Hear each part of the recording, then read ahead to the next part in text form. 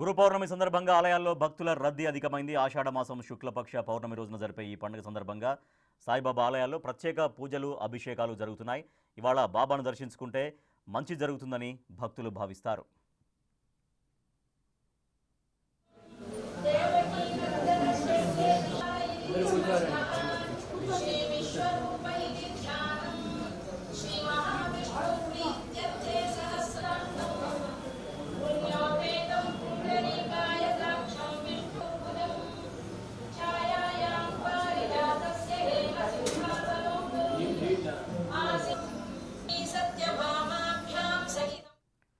గురు పౌర్ణమి సందర్భంగా ఆలయాల్లో భక్తుల రద్దీ అధికమైంది. ఆషాఢ మాసం శుక్లపక్ష పౌర్ణమి రోజున జరిపే ఈ పండుగ సందర్భంగా సాయిబాబా ఆలయాల్లో ప్రత్యేక పూజలు, అభిషేకాలు జరుగుతున్నాయి. ఇవాళ బాబాను దర్శించుకుంటే మంచి జరుగుతుందని భక్తులు భావిస్తారు.